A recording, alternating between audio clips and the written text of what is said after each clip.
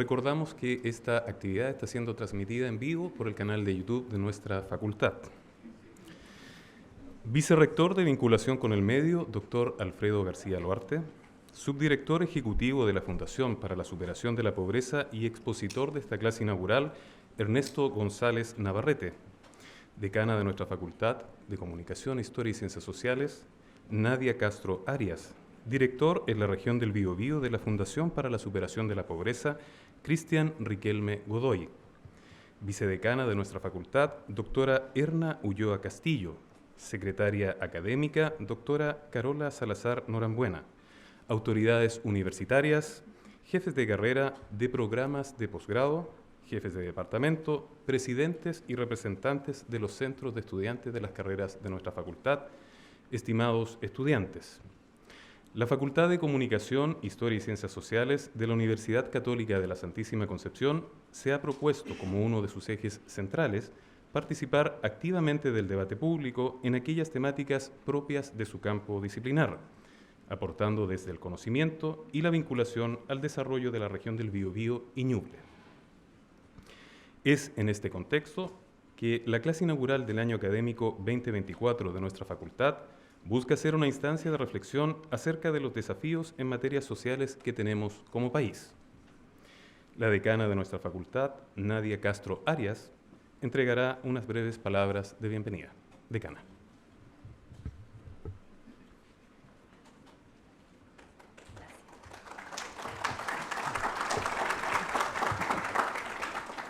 Gracias. Tengan todos ustedes muy buenos días. Quisiera saludar cordialmente al vicerrector de Vinculación con el Medio, el doctor Alfredo García Luarte. Saludar también a los decanos invitados, vicedecanos, representantes de los centros de estudiantes que nos acompañan y que veo el día de hoy, a nuestros académicos, administrativos, estudiantes y asistentes en general. Saludo también con especial atención al director regional de la Fundación para la Superación de la Pobreza, el señor Cristian Riquelme Godoy, también a nuestro invitado, el subdirector ejecutivo de la Fundación para la Superación de la Pobreza, señor Ernesto González Navarrete.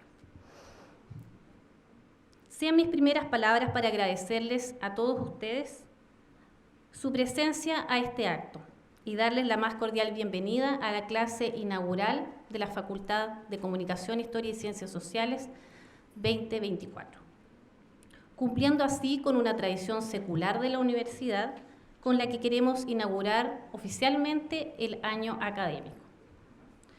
Como Universidad Católica tenemos una rica tradición en promover la búsqueda de la verdad y el servicio a los demás.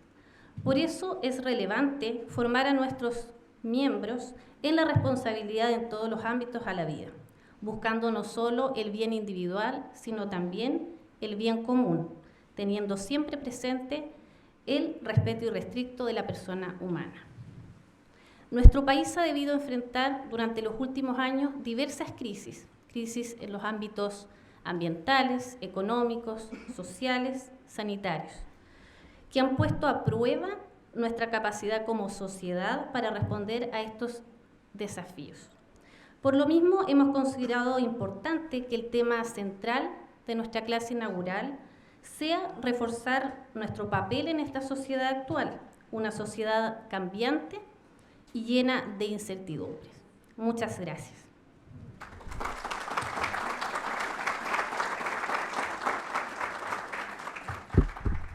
Agradecemos las palabras de nuestra decana. Ernesto González Navarrete, expositor que hoy nos acompaña, es subdirector ejecutivo de la Fundación para la Superación de la Pobreza, institución en la que en los últimos 12 años, ha trabajado labores de coordinación técnica, elaboración de estudios y propuestas en materia de pobreza y políticas públicas.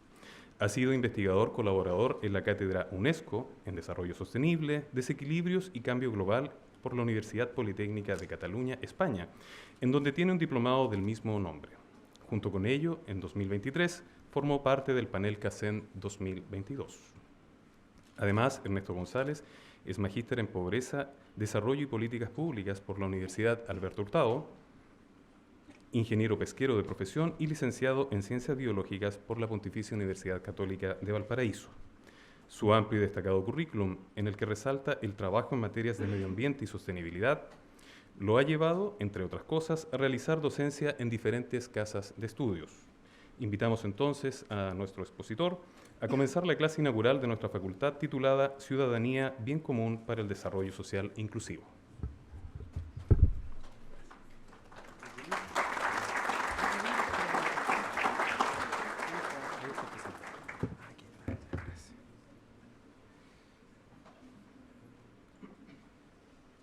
Hola, ¿se escucha? Sí. Oye, el auditorio está repleto. Espero que se mantenga así durante la charla y no los latee. Quise ponerle un apellido a esta presentación porque yo he trabajado en los últimos años en una institución que se ha dedicado a ver temáticas de pobreza, pero pobreza no entendido desde quizás lo que está situado en un discurso o lo que uno, digamos, entiende como pobreza, como privación, como que yo no tengo algo para acceder, que no tengo un ingreso. Nosotros vemos la pobreza desde un fenómeno un poco más amplio. Y por eso es que quiero darle este apellido también, porque es una mirada desde allí, desde el trabajo que hemos realizado como fundación durante más de 27 años en pos de poder insertar procesos de desarrollo local inclusivo en comunidades, en localidades, particularmente en zonas rurales, pero también urbanas, pero que están afectados por este tema de la pobreza. Me imagino que todos ustedes de alguna manera han visto esta frase en algún lado. Hay un desafío internacional, diría yo, que ha ido variando. Eran las metas del milenio, ahora están los ODS, me imagino que los conocen, los Objetivos de Desarrollo Sostenible. 17 objetivos que buscan o plantean, por lo menos en términos generales, avanzar hacia una sociedad con un modelo de desarrollo distinto. Y el primer objetivo de ellos justamente hace referencia a la pobreza, o podríamos decir las pobrezas, porque no existe una sola definición, no podríamos llegar a un solo concepto de lo que es pobreza, ¿cierto? Nos acotaríamos, nos quedaríamos como en un compartimento estanco que no nos permitiría ver una realidad que es mucho más amplia. Y que parte por reconocer, por eso es un desafío, digamos, parte por reconocer que nuestro modelo, así como global, si uno quiere llamarlo, ha avanzado con una determinada trayectoria, ¿cierto? Donde algunos ven que han habido bastantes beneficios. Si uno ve, por ejemplo, los indicadores agregados de esperanza de vida, etcétera, efectivamente la sociedad ha avanzado hacia mayores grados de bienestar, pero, siempre existe el pero, ¿cierto? Se han generado otros sectores, digamos, donde hay una discusión, hay un debate.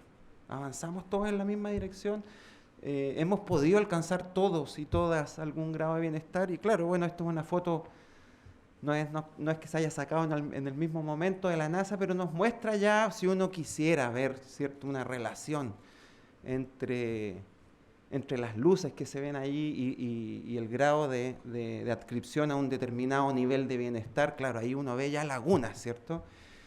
Y dentro de estas islas más iluminadas también uno podría ver que hay situaciones que uno podría decir que hay una cierta distancia entre unos y otros, donde unos pueden hacer cosas. No estoy diciendo que unos puedan tener cosas, digo, pueden hacer cosas que otros no. Entonces, ya nos empezamos a plantear que existe una distancia y que, bueno, aquí hay una foto, obviamente no es acá en Chile, pero uno podría encontrar, digamos, situaciones parecidas, y donde hay una especie de, o sea, aquí es un muro físico, pero más allá de un muro físico que exista, hay una distancia, ¿cierto? Es una distancia que se ha traducido, ¿cierto? Si nos vamos a la sociedad chilena, que, bueno, llevamos hace varios años, digamos, un estallido social, ¿cierto? Unos intentos de poder fijar una nueva hoja de ruta que nos da cuenta que hay algún tipo de asimetría entre algunas personas o algunas comunidades o algunos grupos, si uno quiere llamarlo, y otros. Y esa asimetría, que es un muro simbólico también, no es necesariamente físico, ha hecho que avancemos hacia una sociedad que cada vez tiene más grados de desagregación. Y aquí entramos en el tema de la pobreza. Cuando hablamos de una distancia, ¿qué entendemos por pobreza? ¿Es algo que se refiere estrictamente a lo material? ¿Es lo mismo la pobreza del pasado de la que podemos ver hoy en día? Hoy se habla de la pobreza equipada, por ejemplo. Antes se hablaba, hace 40 años se hablaba de desnutrición, ahora se habla de malnutrición. O sea, por ejemplo, niños y niñas que están viviendo condiciones de sobrepeso, y eso no tiene que ver exclusivamente con una falta material, sino que con algo más. Entonces ahí vemos, y para poder empezar a ver el tema de la pobreza, les voy a mostrar un pequeño video, no tiene sonido, da lo mismo, no es en Chile, pero también uno podría descubrir algunas cosas.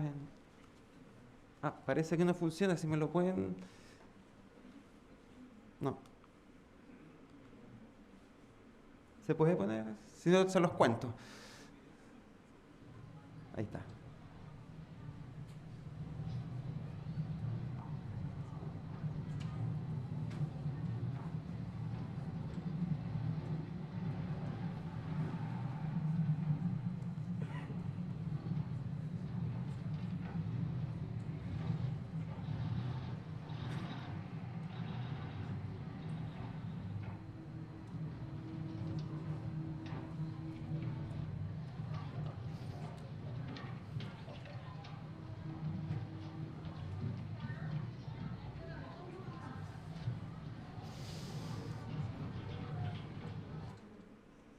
Bueno, ese era el video. Mercado de Bangkok. Me encantaría preguntar, no sé si alguien se anima a decir qué es lo que ve ahí. No sé, ¿alguien de ustedes que quiera levantar la mano? No hay respuestas correctas ni incorrectas.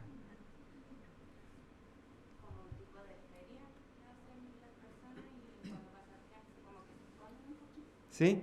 Hay una feria, ¿cierto? Hay una actividad. ¿Y ves riesgo ahí o ves algo que veas negativo? ¿Sí? Siento que sí, es un riesgo porque si no alcanzan como por ejemplo a recoger bien las cosas que están ahí en la pasada, el tren los pasa bien. Perfecto. Hay un riesgo, uno ve cosas negativas, ¿cierto? No se ve, pero hay una institucionalidad. Sí, adelante. Particularmente lo que se ahí, además, se suma la normalización de esta pobreza. O Efectivamente. sea, aquí hay un proceso comercial a partir de la normalización de la pobreza, donde ya no pasa nada, donde corremos un riesgo, que incluso tenemos medidas para combatir el riesgo, comillas, ¿verdad? Tenemos donde sabemos a la hora que pasa el tren, sabemos cómo resguardarnos, sabemos a la hora que termina de pasar y volvemos y aquí nada pasa. En el fondo, esto se normaliza y la vida es eso. Y eso lo podemos extrapolar a muchas sí. ciudades, no solo en Bangkok, en Tailandia, donde vemos estos ejemplos que tal vez aquí todavía no los vemos, pero los vemos. No, sí. Cualquiera diría que nos pusimos de acuerdo pero me encantó tu comentario porque en definitiva es eso, es la normalización de una conducta, ¿cierto? Y una conducta que es en riesgo. De hecho, en Chile, por ejemplo, el tema de los incendios, en Valparaíso, Viña del Mar, acá, mucha gente que vive en zonas de riesgo y va porque algo valora de vivir allí. Y a veces no toman tampoco la decisión de estar allí, sino que se ven obligados, ¿cierto? Entonces la experiencia de pobreza es una forma de vida que se va normalizando, donde se convive con riesgos, pero donde también uno puede ver una cierta, y eso lo dicen los estudios de vulnerabilidad desde los 80, se va visualizando una cierta capacidad de adaptación, ¿cierto? Donde uno es posible ver algún recurso y capacidad. Las personas desarrollan el día a día, sobreviven, etcétera, y aún en un ambiente donde hay una institucionalidad que no está, donde hay riesgos, etcétera. Esto es un atractivo turístico, es decir, se ha generado algún tipo ahí yo no estoy diciendo que haya que hacer una visión romántica de esto, pero lo que sí se rescata de acá es que la experiencia de pobreza también, al fragor, ¿cierto?, de una vida o una forma, una experiencia de vida que es muy crítica, uno se adapta y uno desarrolla recursos y capacidades. Y eso es lo que se invisibiliza generalmente, sobre todo en estudios de pobreza, o en la forma de medir pobreza, o incluso en esto que se conoce como el encuestaje social, el fichaje social. Es decir, te preguntan a ti para poder acceder a un beneficio del Estado. Ahora ha cambiado, está el registro social de hogares, antes estaba la ficha de protección social, ¿cierto? Donde básicamente tú tenías que demostrarle a la institucionalidad que tú eras pobre. Es decir, que carecías de cosas y no se te reconocía el hecho de que tú también tienes recursos y capacidades. Entonces la pobreza, más allá, uno podría preguntarse, ¿es un concepto? ¿Podríamos llegar a una palabra? Uno puede buscar en el diccionario, va a decir una definición. Pero aquellos que han trabajado, ¿cierto?, en temáticas de pobreza saben que es un concepto que emerge, que va cambiando, ¿cierto? No es la misma la pobreza de hace 40, 50 años a la que vemos hoy en día. Entonces, es más bien una noción sobre la cual nosotros podemos delimitar algunos acuerdos. Y si se dan cuenta, gran parte de esos acuerdos están en el carácter multi. O sea, reconocer que estamos frente a una realidad compleja. Es multi, se manifiesta de diferentes formas, ¿cierto? Es causada por diferentes factores y va a depender también del contexto social en el cual nos movemos. Es diferente la pobreza en Bolivia que en Chile, o la experiencia de pobreza en Arica que en Punta Arenas o en Biobío, etc. Hay diferentes vocaciones productivas, identidades, prácticas socioculturales que se están dinamizando en un territorio y que también influyen en la forma en que uno vive o una persona vive una situación de pobreza. Entonces, más bien, se trata de una noción donde, yo no sé si ven los números, hay unos números ahí. Algunos verán un 2, otros un 3, ¿cierto? Pero es más o menos eso. Uno se enfrenta a una situación donde no es tanto, tratando de adivinar los números.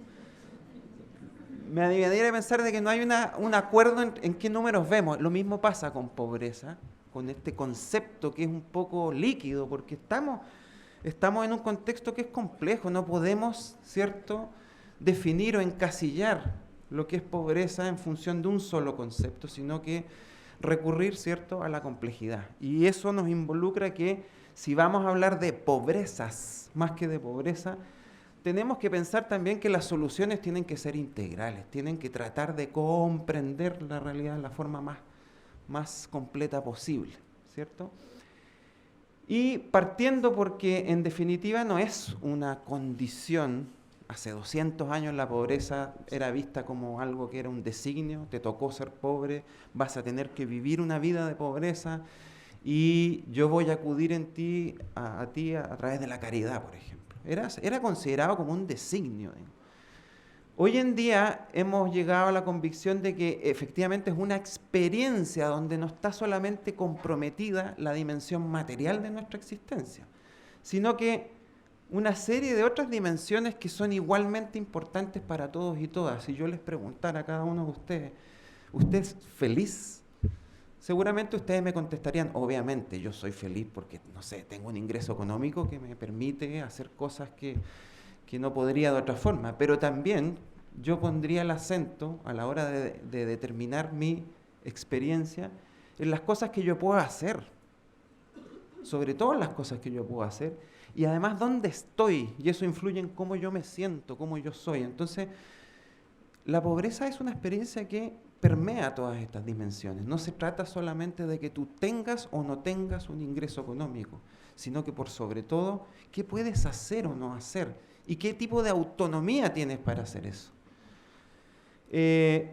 Tampoco podemos decir que la pobreza es un fenómeno individual, sino que se puede expresar en otras también escalas. De hecho, acá esta facultad está orientada, ¿cierto?, a formar profesionales que van a estar sobre todo también dedicados a esta interfaz, la interfaz comunitaria también.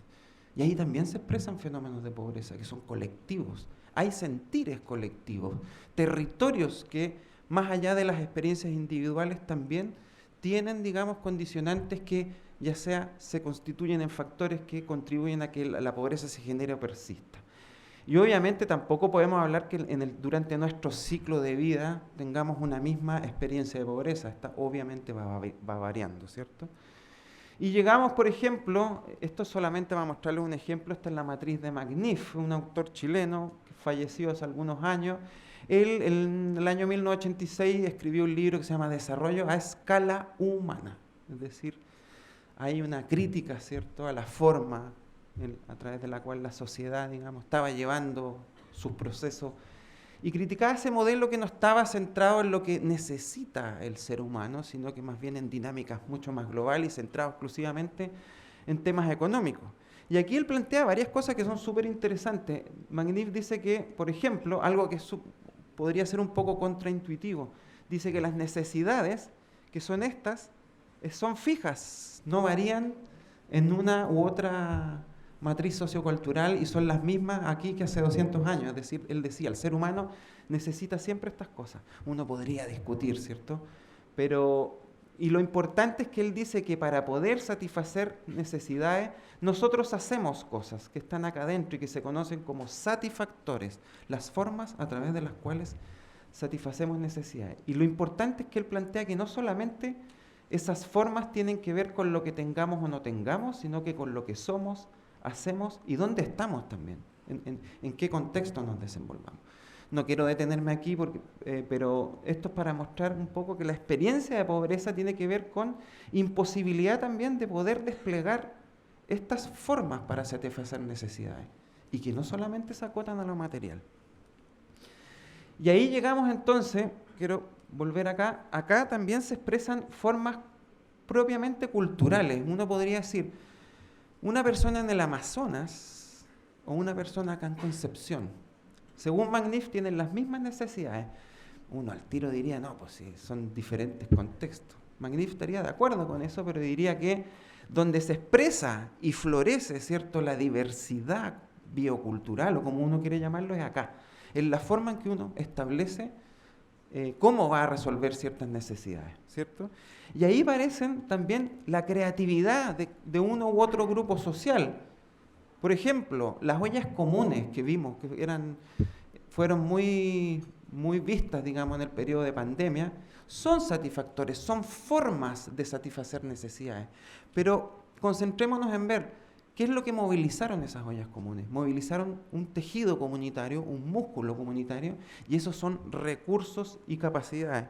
¿Y de dónde surgen? Surgen justamente cuando, y esta es una foto, Brasilia, no sé, no hay arquitectos acá, pero si lo hay, seguramente reconocerás esta foto. Brasilia es una ciudad que está diseñada desde el principio, es decir, una ciudad que uno diseña pensando en cómo se va a mover la gente, ¿cierto? Pero vean que sobre esa matriz, que es el diseño, hay otra matriz, que es la de la vida misma, ¿cierto? Se generan atajos, es decir, se genera una adaptación, que es más o menos lo que vimos en el video al principio, ¿cierto? Y ahí, en esa adaptación, en esa capacidad, hay recursos también. Lo mismo, en las formas en que uno satisface las necesidades, las personas, los grupos sociales despliegan creatividad. Entonces, eso siempre está ahí, pero no siempre las vemos. Y acá aparecen entonces qué es lo que uno puede decir cuando hay cosas que invisibilizamos, otras que no. Y aquí hay un estudio muy interesante, esto es la OFI, de la Universidad de Oxford. Ellos generaron el índice de pobreza multidimensional, asesoraron al gobierno chileno para poder medir pobreza desde otra perspectiva. Y vean, ellos fueron con una organización que se llama Cuarto Mundo y aplicaron una metodología que se llama Diálogo de Saberes, que es una metodología que permite acercar desde diferentes posiciones, diferentes disciplinas, poder llegar a ciertos elementos en común respecto a un fenómeno, y este era el de la pobreza. Y vean que acá no surge solamente el tema de las privaciones, que está presente, forma parte de la experiencia de pobreza. Pero lo central es algo que va más allá. Vean lo que dicen ahí. Sufrimiento del cuerpo, alma y el corazón. Y eso en el marco de una lucha y una resistencia que desemboca en una sensación de desempoderamiento, es decir, pérdida del control de la propia vida. Vean que va mucho más allá de lo material. Y esto tiene que ver también con dinámicas relacionales que se dan y que forman parte también de la experiencia de pobreza. El maltrato social, la forma en cómo nos relacionamos unos a otros. El maltrato institucional, el Estado, cómo se relaciona con las personas. A muchos de ustedes les va a tocar en su vida profesional ejecutar un programa público. Ahí van a ser representantes también del Estado y van a formar parte de esa relación que tiene el Estado con personas. Entonces hay que tener mucho cuidado a la hora de establecer esa relación porque se produce esto. Y eso también forma parte de una experiencia de pobreza.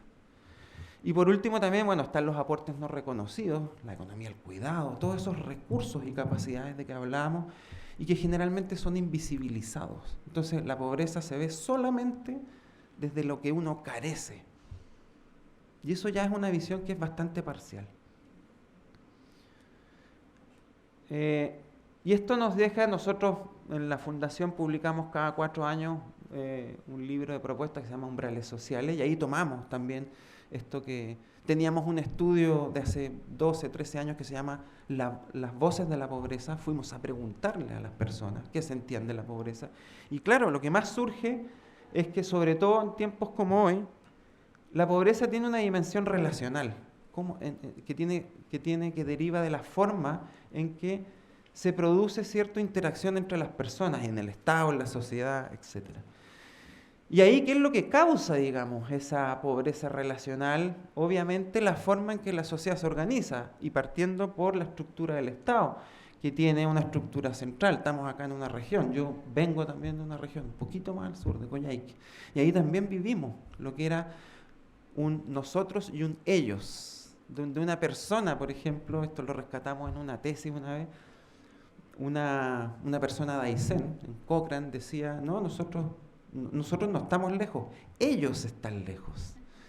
Entonces, ¿a qué se refiere con eso? Porque nos ven con una visión que es excesivamente centralista y donde además la forma en que nos relacionamos, muchas de las políticas públicas sin proponérselo, pero sí tienden a generar segregación, por ejemplo, las políticas de vivienda, estigmatización, las políticas de educación, donde unos pueden acceder a ciertas oportunidades que otros no, y eso va creando etiquetas, ¿cierto? La forma en que uno comunica, ¿cierto? Aquí entiendo que hay personas que se están formando en el área de las comunicaciones. Eso es sumamente importante, cómo uno comunica y da cuenta específicamente también de fenómenos de pobreza. ¿Qué etiquetas uno va incorporando? ¿Contribuye o no a formar estos que se conocen como estos framing? Está la teoría del framing, donde uno establece ciertos conceptos que permean la opinión pública y por lo tanto nosotros actuamos también condicionados por estos conceptos. Entonces aparecen todos estos factores y nos hacen movernos en un contexto donde efectivamente, si se dan cuenta, estos son los índices de pobreza en los últimos años. Uno podría decir que Chile, y es verdad, hemos seguido una senda, digamos, de reducción sostenida de la pobreza. Estamos en porcentaje, si uno los compara con otros países, bastante bajo, también por pobreza multidimensional. Vean, diferentes formas de ver pobreza, diferentes resultados, ¿ya? Pero más o menos todos muestran, con excepción la pandemia acá, que hubo un incremento de pobreza, pero más o menos la tendencia sigue siendo. Pero eso nos dice, estamos bien, vamos por la senda, y efectivamente tenemos algunos problemas todavía, y básicamente por unos procesos de modernización. Si miramos el mundo rural, que se ha industrializado, y uno podría decir, tenemos acceso, el mundo rural tiene acceso a mayores oportunidades, pero ¿a costa de qué? Y eso es lo importante. Nuestra experiencia nos ha permitido ver que hay un precio que se está pagando allí. Entonces es importante poder plantearse si hay otra forma. Vean acá, en regiones el país no es un homogéneo en términos de situaciones de pobreza. Vean, estos que están azul es pobreza multidimensional, totalmente distinto a los rojos si la miramos por ingresos. Los ingresos se centran exclusivamente en si nosotros tenemos suficientes ingresos para poder satisfacer ciertas necesidades. La pobreza multidimensional se basa en otras dimensiones, educación, salud, etc. Y vean cómo saltan las diferencias. Biobío, por ejemplo, en términos de pobreza por ingreso, es una de las regiones que los indicadores oficiales muestran como las menos pobres. Lo mismo con pobreza por multidimensional, pero uno diría, ¿esto es una foto que realmente refleja la complejidad que se da al interior de esta región? ¿Realmente da cuenta de la experiencia de pobreza que tiene una persona o una comunidad? Y ahí nos vamos preguntando entonces que hay áreas, localidades, que justamente lo que tienen, y la dificultad no es tanto una dificultad material, pero sí de un límite para poder desplegar las capacidades que tienen, para decidir sobre aquello que más valoran. Y ahí tenemos que, entonces, ¿qué es lo que pasa, digamos? Hablando, lo que produce estas transformaciones, lo que hacen es poner limitantes, ¿cierto? No podemos seguir satisfaciendo las necesidades de la forma en que lo hacíamos. Pensemos, por ejemplo, en una localidad que tiene una identidad que ha construido durante años, pero que ya no puede seguir haciendo lo que hace. Y es terrible cuando eso además lo valora, ¿ya? ¿Y eso qué implica? Que no pueda realizar una serie de cosas, trabajar de manera segura, habitar en forma integrada con un otro, vivir saludablemente, y eso obviamente provoca malestar. Y ese malestar deriva en qué? Yo voy perdiendo mi identidad, yo ya no veo mi futuro aquí donde vivo, sino que en otro lado, en una zona urbana, por ejemplo, y donde recorren un circuito que generalmente esa experiencia no es siempre la más. Uno ve que allá están las oportunidades, va y recorre un circuito, y es un circuito que también puede estar marcado por la precariedad. ¿Y cuál es la estrategia? Irse del territorio. Los territorios se van quedando vacíos. Si se quedan vacíos los territorios, se pierde la ciudadanía, que es el tema de esta clase, y se pierde también la capacidad de decidir allí. No hay comunidades organizadas, no hay capacidad de agencia. Y por lo tanto, no se pueden reproducir los modos y prácticas de vida, que son valiosos. Hay una identidad ahí que es necesario rescatar. Entonces nos preguntamos, ¿es posible avanzar a un desarrollo nosotros? Y esto en base a la experiencia, con casos exitosos, pero también con casos en los que hemos fallado. Hemos ido aprendiendo en nuestros 27 años, pero nos hemos convencido de que sí es posible. Y es posible cambiar esta foto por situaciones en las cuales, en un acompañamiento con las comunidades, podamos ir restituyendo aquello que históricamente era valorado, donde se puedan restituir las posibilidades de estar y ser en un territorio, y por lo tanto, donde las comunidades y las personas empiecen a ejercer un rol diferente en su territorio. Por ejemplo, que construyan una idea. El futuro está acá, no está en otro lado. No estoy diciendo aquí que haya que obligar o que haya que decir, usted se tiene que quedar acá. Siempre es legítimo un circuito. Pero en general, ese circuito que recorren las personas es porque no ven que hayan oportunidades en su propio lugar. Devalúan su propia identidad, su propio territorio, y por lo tanto se van. Entonces, la idea es que la comunidad construye esta idea común. Por ahí lo que se decía de estas realidades, la normalización de la exclusión se va desnaturalizando, y cuando yo desnaturalizo, parece un trabalengua, pero desnaturalizo esa realidad, yo voy actuando de otra manera, interactúo de forma diferente con aquellos con los cuales yo tenía una simetría, con actores públicos, privados, etc. Me planto de otra manera. Juego otro rol en mi territorio, y un rol que es propositivo y que tiende al desarrollo local del territorio.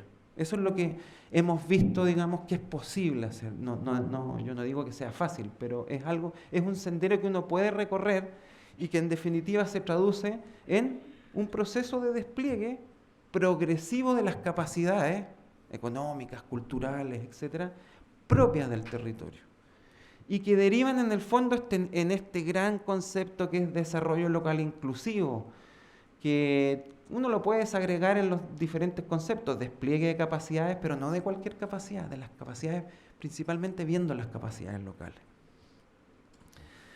En definitiva, nosotros hemos visto que es posible ir co-construyendo ciudadanía con las personas.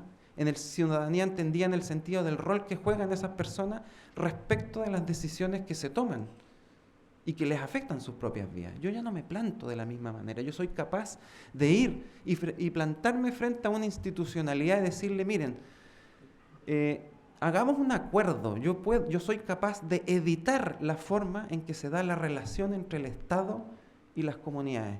Y eso necesita de comunidades empoderadas, obviamente, líderes sociales, y sobre todo de la juventud.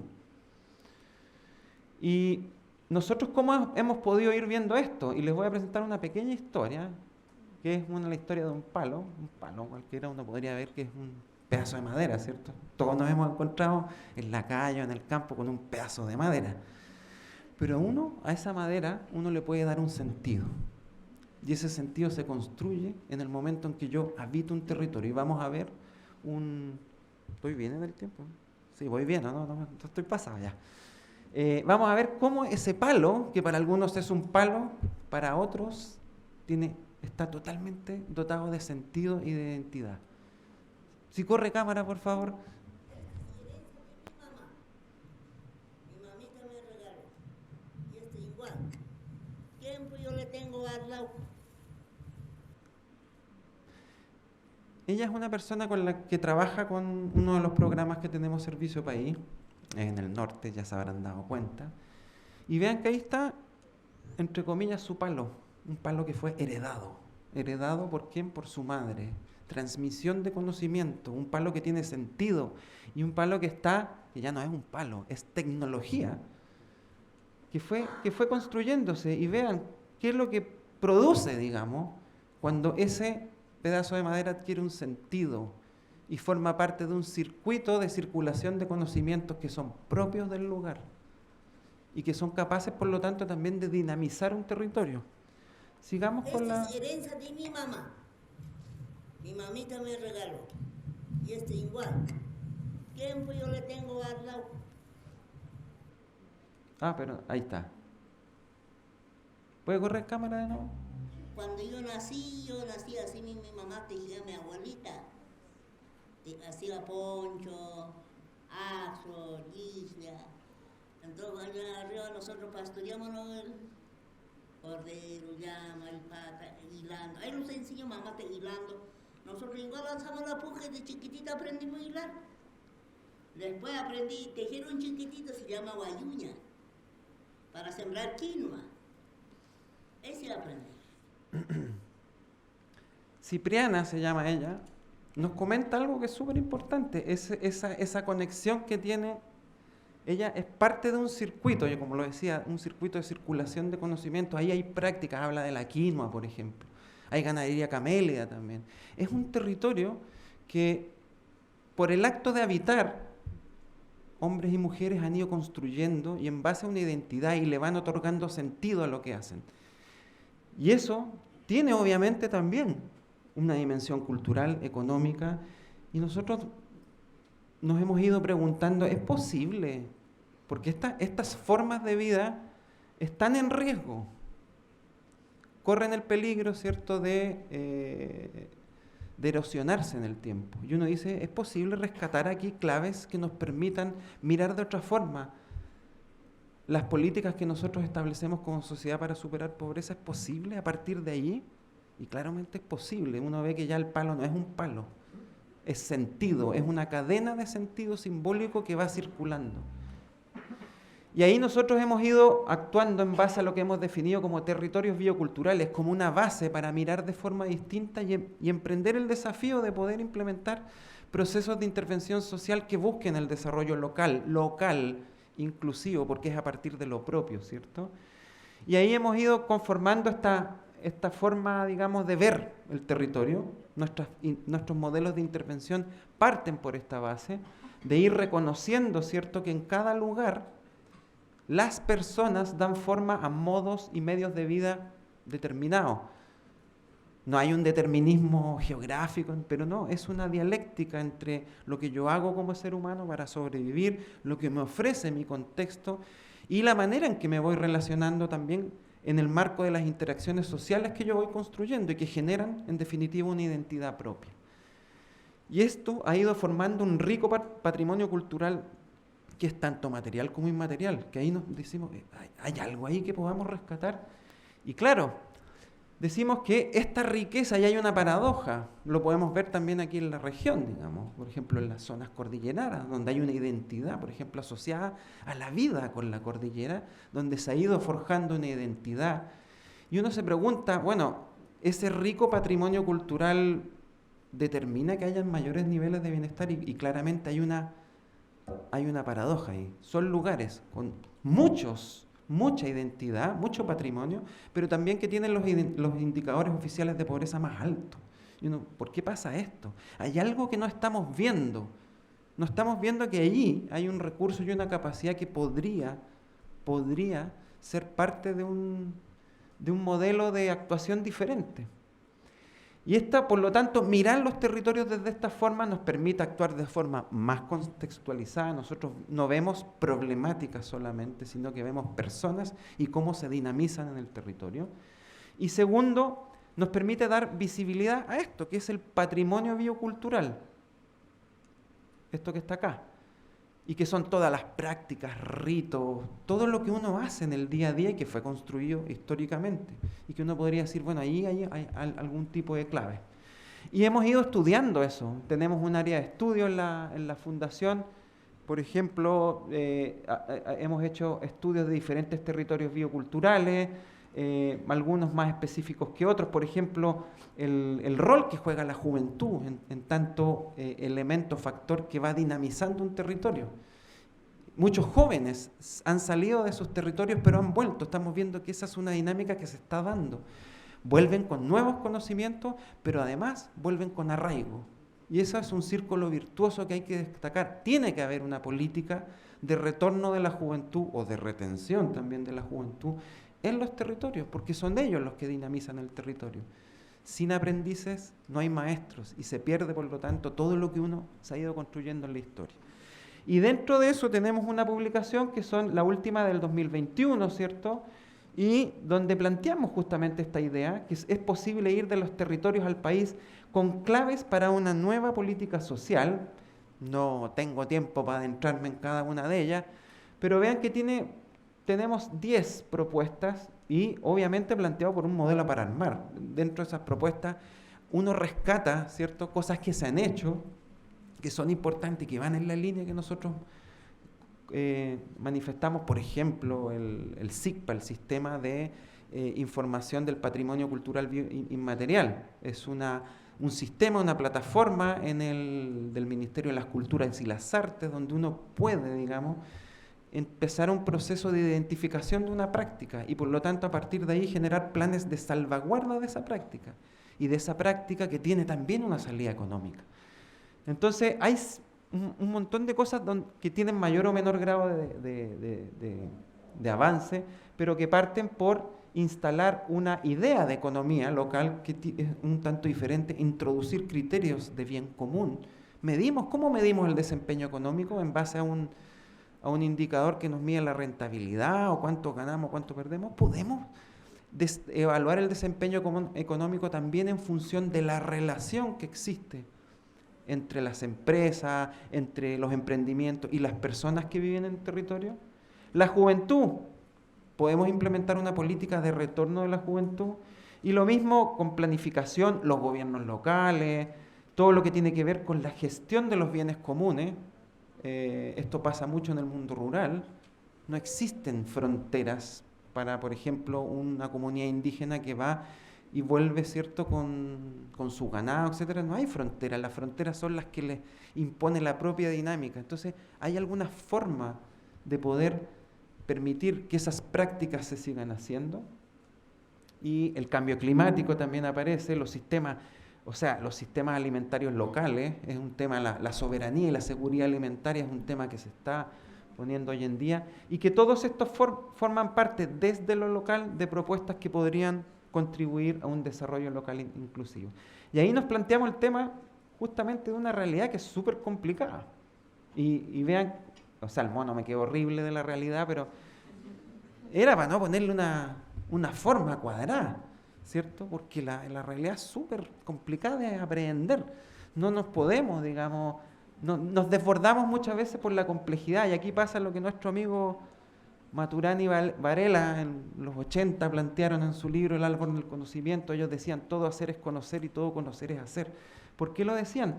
Porque la realidad en la que nos movemos depende mucho de los criterios que nosotros utilicemos. Y esto también va para el tema de las comunicaciones. Hay modelos y criterios que nos permiten ver una realidad, y eso obviamente nos permite actuar, pero también nos invisibiliza otras cosas.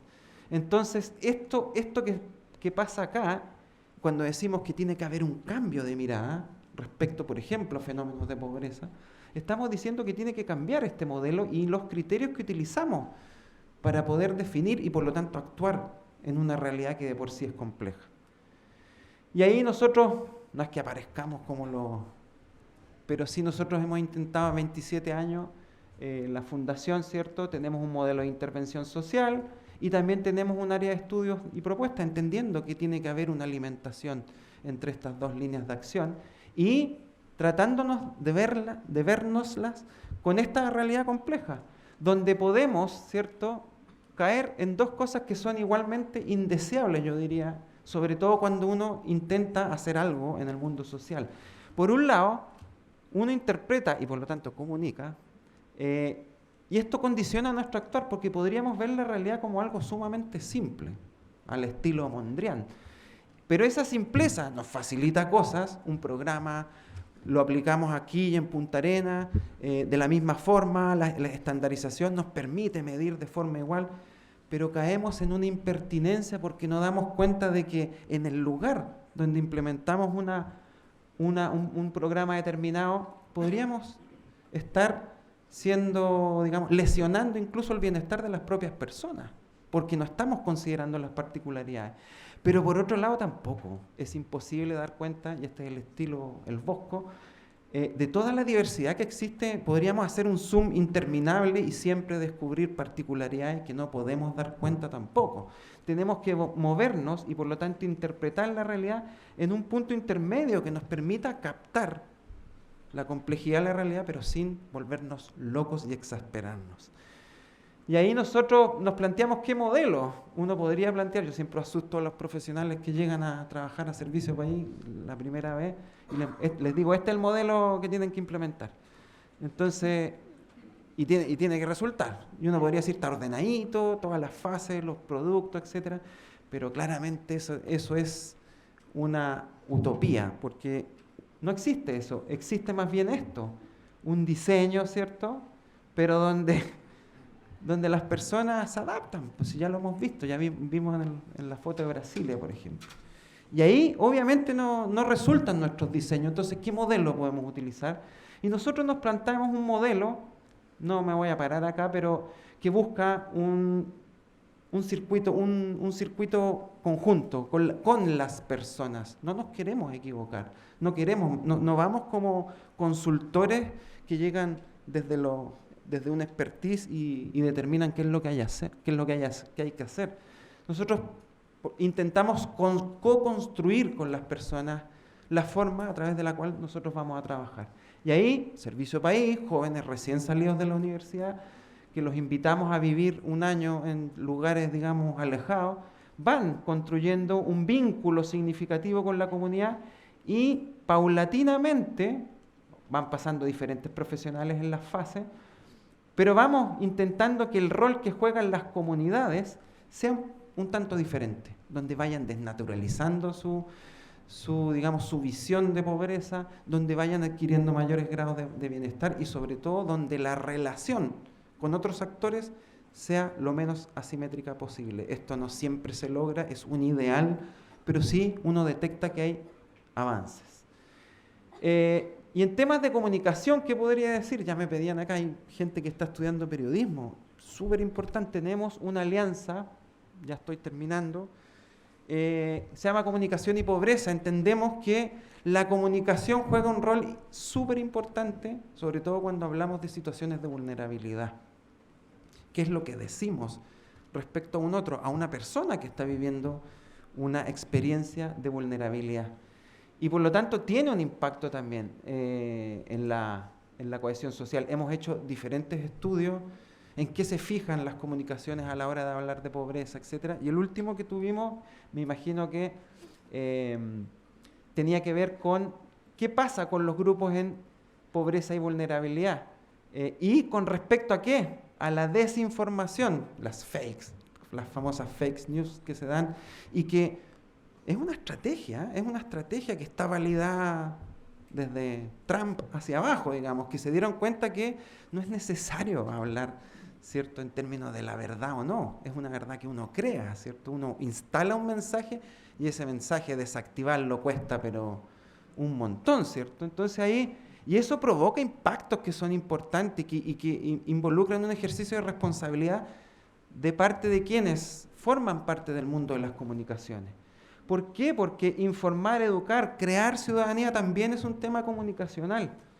¿Y por qué? Porque permite promover confianza, buen trato. Hay una serie de mensajes que implican una lesión en la forma en la que nos movemos. Y ahí hicimos un estudio, está disponible en nuestra página web, sobre el efecto que tienen las fake ¿cierto? Y sobre todo pensando en temas de cohesión social, en lo último que hemos vivido en estos últimos años, etcétera. Y claro, juega un rol en términos de desconfianza entre la ciudadanía. Yo desconfío de un otro, donde yo no conozco todo, sino una parte de lo que está pasando. Entonces ahí hay un ejercicio importante y donde hay que reconocer que los medios tradicionales obviamente han cedido frente a otras formas de comunicarse, que tienen muchas virtudes. Uno podría decir que se ha democratizado el acceso, digamos, a la información, pero también hay ahí una serie de debates que yo no soy experto en comunicaciones, pero las redes sociales, todos sabemos el infierno que hay ahí también.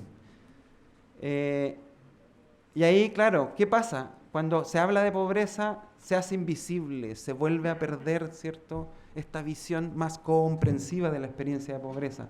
Se generan estereotipos. Yo dejo de participación, ya me siento, digamos, siento tal desconfianza respecto a un otro que me recluyo en mis ámbitos de confianza, en mi hogar o en mis pares, ¿cierto? Aumenta este concepto, Adela Cortina, una filósofa, aporofobia, la fobia al pobre. Y eso es creado, eso es construido también.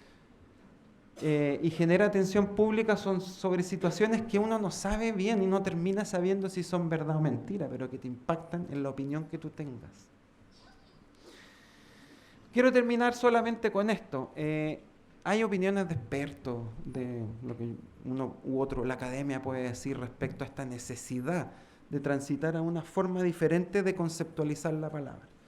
Y esto fue una vez que nosotros tenemos direcciones regionales en todas las regiones. Estaba en la Araucanía, la directora regional, esto fue hace años, se me va a caer el carnet, pero bueno, fue hace años, y la directora regional, ella creció en una comunidad mapuche. Yo le pregunté, ¿cuál es la palabra o cómo se dice en mapuche pobreza? Y ella me dijo, mira, la verdad es que no tenemos un concepto de pobreza, pero lo que sí existe, o lo más cercano que uno podría decir, estas dos palabritas, y que vean que cómo ya estas palabras deben venir de hace un montón de años, forman parte de la forma en que se han ido relacionando en las comunidades, ¿cierto? Y vean que ahí ya está puesta la multidimensionalidad, la forma en que uno conceptualiza el bienestar del ser humano. No se necesitó un MACNIF, sino una vida en comunidad para llegar a esta conceptualización. Es un tema que tiene que ver con la salud, ¿cierto? El besafelén o el cumelcalén en la medicina mapuche, y lo voy a leer, se considera estar bien, bienestar, ¿cierto? Cumelcalén, o estar mal, besafelén, como parte de un equilibrio que presenta el individuo, tanto consigo mismo, soy, ser, el ser, como con su entorno, el estar, y en el ámbito político-social, lo que yo hago, en lo público, lo ambiental, lo religioso, vean, territorial y cósmico. Es decir, se repasan todo el concepto desde Amartya Sen, todos los autores que nos hablan, ¿cierto?, de las capacidades, etcétera, de la multidimensionalidad, y esto lo aplican a su vida diaria, y cuando se saludan, esto me lo comentaba esta persona, se hacen un repaso por todas estas dimensiones. ¿Cómo estás con esto? No creo que pase tanto en la vida diaria, pero es un concepto que está en el lenguaje, y por lo tanto existe y forma parte de la vida diaria. Eso es lo que uno debería intentar respecto también a la pobreza, instalar estos cambios de mirada y que formen parte de nuestro lenguaje y por lo tanto también de nuestro actuar. Creo que ahí estoy, me pasé un poquito, ¿no? 40 minutos me dijeron. Eso, muchas gracias y perdonen si fuera...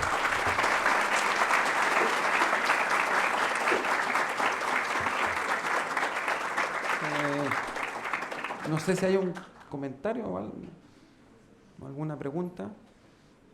O alguien que no está de acuerdo con lo que dije, porque puede ser también, si esto es un concepto en construcción. Desde ya los estudiantes que están, digamos, formándose en temas de intervención social o periodismo, etcétera, los invito a visitar la página web de la Fundación. Tenemos programas para tesistas, para practicantes, voluntariados y todo, digamos, buscando que exista este vínculo y que uno pueda acceder a por lo menos a ver la forma en que personas como nosotros viven también sus experiencias de vida. No quiero llamarlo ya pobreza, es un concepto que quizás debamos superar un poco, pero sí experiencias de vida, ¿no? Ahí hay una pregunta. Hola Ernesto, oye, muy interesante, súper interesante. Me cautivó tu presentación. Y mientras la desarrollaba me preguntaba, ¿cómo puedo aportar yo a disminuir la pobreza en Chile? Entonces, ¿existe alguna solución, comillas, individual, donde cada uno de nosotros, que yo lo puedo aportar a partir de algunos procesos que yo veo, pero ya en forma individual, ¿cómo puedo contribuir yo a disminuir la pobreza en Chile? No yo, sino cada uno de nosotros de los que estamos sentados acá. Bueno, la media pregunta, súper difícil contestar. Sí, hay una... Bueno, Magniff nos decía, desde el ser, desde la individualidad, cómo uno se plantea frente a un otro, y frente a un otro que está en pobreza. Yo creo que hay que partir por cambiar la mirada. Desactivar ciertos conceptos que uno tiene instalados ahí, incluso a veces de forma inconsciente, y ver a una persona, por ejemplo, que está viviendo una experiencia distinta a la de uno, aplicarle un estereotipo, un estigma, una etiqueta. Porque uno actúa también en base a esa etiqueta. Yo creo que el compromiso aquí individual parte por eso. Convencerse también que no es una tarea justamente individual, sino que debe trascender hacia un colectivo, ¿cierto? Nuestros modelos de intervención lo que pretenden es poder apoyar la formación de esquemas colaborativos. Pero eso también parte por desactivar algo que es propio de nuestra sociedad. Nos hemos ido individualizando cada vez más. No confiamos en las instituciones, no confiamos, digamos, en nuestras comunidades, y eso plantea una seria limitante a la hora de poder plantear esquemas de actuación frente a un otro, ¿ya? Yo sé que no te estoy contestando es una invitación más que nada a revisarse, digamos. Cada uno ve la forma en que uno puede aportar o no.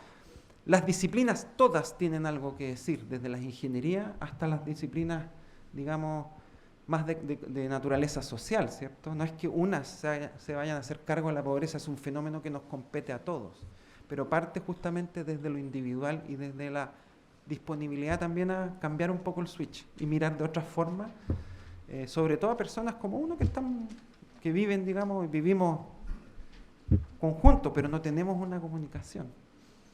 Yo sé que no es fácil, o sea, por ejemplo, el tema de la migración. Cómo nosotros miramos a la persona que es migrante, aplicando a veces estereotipos, etiquetas, pero a la vez reconociendo que hay realidades nuevas que han planteado ciertas problemáticas que son importantes y que no podemos desconocer, digamos, los temas de delincuencia, por ejemplo. O sea, hay una cuadratura que hacer, digamos, pero parte por plantearse uno mismo de qué manera esas etiquetas influyen en que yo vea a ese otro, o a ese migrante, por ejemplo, de una manera a priori despectiva o peyorativa, o de que me va a asaltar, etcétera, cuando no necesariamente, no es así, digamos. Es una tarea que nos compete a todos, partiendo por desactivarse. ¿Sí? Una consulta. ¿Se escucha? Muchas gracias por la exposición, muy interesante. Pero quiero hacerme cargo de un cierto discurso social en torno a la asistencialidad, a las políticas asistenciales. Uno escucha cotidianamente una mirada crítica que llega a veces hasta lo vergonzoso, ¿no? Y con ejemplos incluso de lo que ha pasado en Argentina, qué sé yo, respecto de políticas que se centran en el asistencialismo a la pobreza.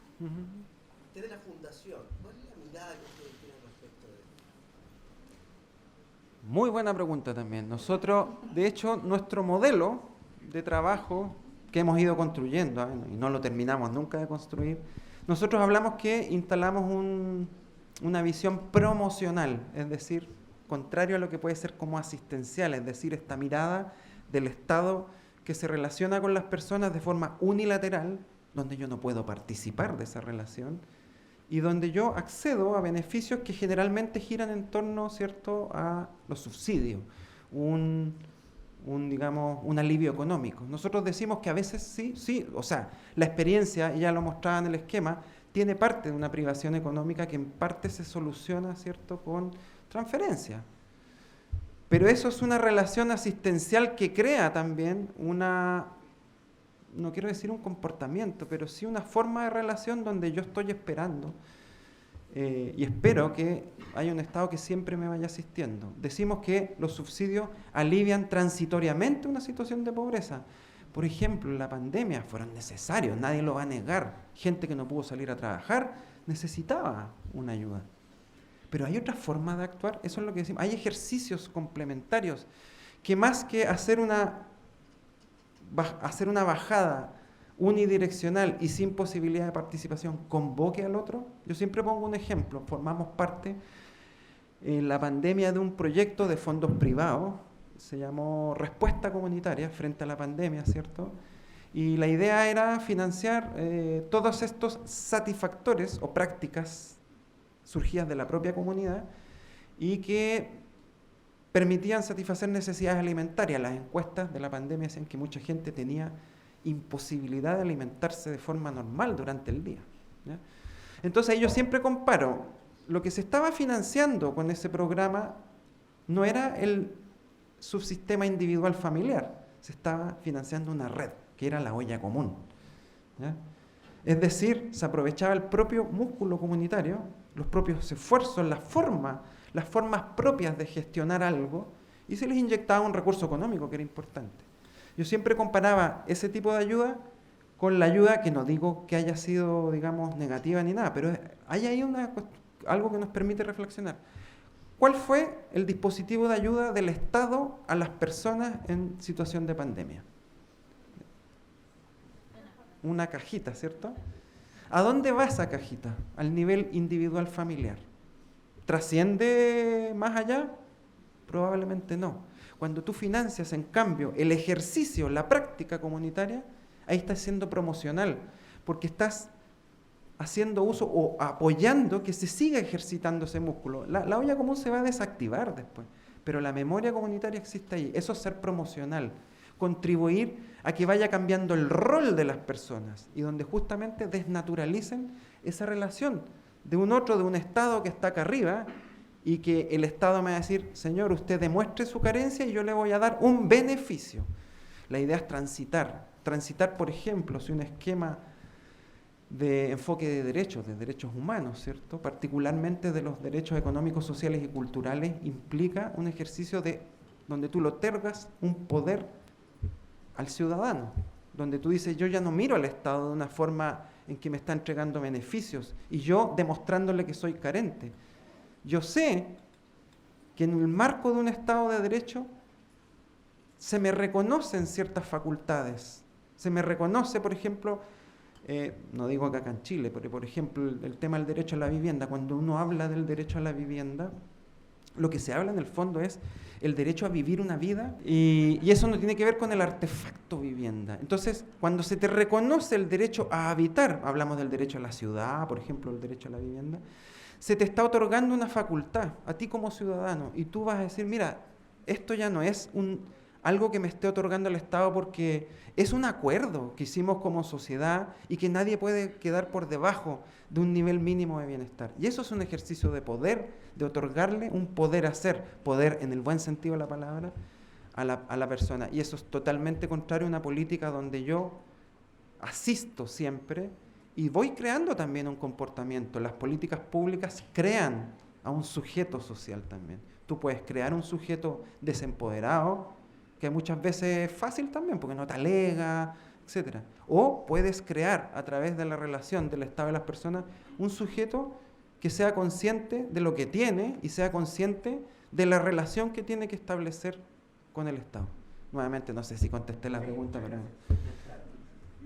perdón por alargarme. Ahí hay otra pregunta. En cierta parte dentro de lo que usted exponía, hablaba de lo que se sobre arraigar de los estudiantes, básicamente que la mayoría de nosotros venimos de otras comunas fuera de Concepción, donde tienen cada una de sus territorios ciertas costumbres o tienen cierta forma en cómo funciona su territorio. Y el problema dentro de lo que se habla del centralismo es que tengamos que emigrar a otras partes para poder desarrollarnos como personas y esté dentro, desde que nosotros estamos dentro de la escuela, se nos instaura la idea de que nosotros tenemos que salir de nuestras comunas para poder desarrollarnos como personas y también en estos temas académicos. Dentro de la fundación, usted hablaba de que quiere arrancar el sentido de pertenencia dentro de los mismos estudiantes, de las personas que salen, para que vuelvan y puedan desarrollar esa comunidad. Que nosotros podamos volver a nuestra comunidad y poder desarrollar nuestro territorio. Oye, excelente pregunta. Tú lo dijiste mejor que yo. Partiste por decir, tenemos una intención, ¿cierto? ¿Por qué salimos? Y es súper legítimo, si la gente sale. Yo vengo de Coyhaique, ahí la gente salía a estudiar, no había universidad en ese tiempo, tenía que salir la gente a estudiar afuera. Y es legítimo, uno recorre un circuito, quiere adquirir nuevos conocimientos, etc. Y el tema es que tú también, si tú lo decides, te puedes quedar en otro lugar. ¿Qué pasa cuando tú quieres volver pero no puedes? Ese es el tema. Y hemos visto en nuestros procesos de intervención social que había incipiente en algunas zonas, ¿cierto? Ciertos jóvenes que habían vuelto, habían retornado. ¿Cuál era la gracia de eso? Retornaban luego de recorrer, como tú, por ejemplo, como muchos de ustedes, adquirir nuevos conocimientos y volver a un territorio, pero tú no vuelves a un territorio que es desconocido para ti. Tienes lazos, conoces a la gente, conoces el lugar, conoces las dinámicas. Y si más encima tú valoras ese origen, claramente se constituye en un factor donde lo que tú vas a proponer, porque tú eres un agente de innovación cuando llegas de vuelta a un territorio, no va a ser tan disruptivo, porque hay una ligazón que muchas veces es afectiva con ese territorio. Tú vas a tener cierto cuidado, conoces a las personas. ¿Cómo nosotros proponemos? Y hemos detectado justamente que hay jóvenes que han vuelto al territorio, por ejemplo, en el norte, un joven que fue a estudiar veterinaria, acá en el sur, en el lago Budi, por ejemplo, está cerca de acá, una comunidad que se organiza, ¿cierto? Y que dice, bueno, queremos que nuestros niños y niñas se formen, pero se formen a partir de una idea donde valoren lo que es propio también. Y si quieren volver, que vuelvan. Y ahí se produjo justamente el retorno. Una de las hijas de los líderes, de apellido Painefil, creo que era, no sé, me acuerdo. No sé. Ella fue a estudiar turismo, volvió, ¿cierto? Y está creando una cooperativa de ahorro y crédito, ¿cierto? Maneja todo un sistema ahí de turismo que tiene que ver con un turismo de intereses especiales, centrado, ¿cierto?, en el territorio, pero donde los jóvenes están retomando la posta. ¿Cómo se hace eso? Bueno, uno tiene que apoyar el retorno. ¿Y cómo se apoya el retorno? Con políticas que permitan, ¿cierto?, que los jóvenes tengan modos y medios de vida para poder desplegar cosas. No me refiero solamente a planes de emprendimiento, políticas de vivienda que le permitan establecerse en el territorio, ¿cierto? Una oferta académica que también dé cuenta de esas particularidades. Si te das cuenta, por ejemplo, en el norte estamos apoyando a la ganadería camélida, no hay ninguna universidad que tenga una especialidad en ese tipo de ganadería, y es una ganadería que tiene un contenido nutricional que es fuertemente requerido a nivel internacional. ¿Por qué no establecemos también a nivel académico programas que también empiecen a mirar esa parte del territorio? No es fácil. Por ejemplo, en España, Francia, tienen, digamos, políticas de retorno al mundo, al mundo rural, porque saben que la gente, o en un territorio cuando se queda solo, cualquiera puede decidir sobre lo que pasa ahí. Y no hay cadena de reproducción de una práctica que tiene un valor intrínseco. Eso. Gracias por tu pregunta.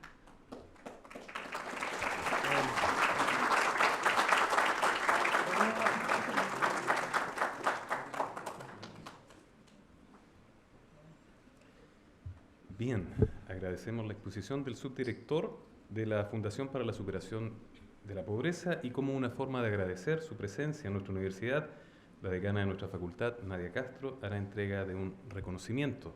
Entiendo también que nuestro invitado ha traído obsequios para nuestra facultad.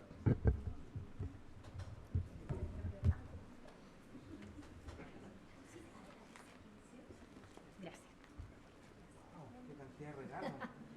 Muchas gracias.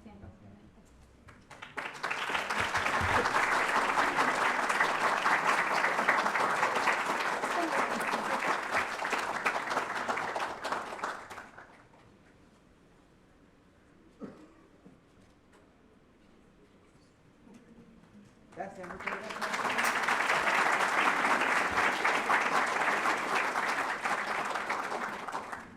De esta manera damos por inaugurado el año académico de nuestra facultad 2024. Agradeciendo la presencia de todos ustedes, les invitamos ahora a compartir un café a las afueras de este auditorio. Muchas gracias.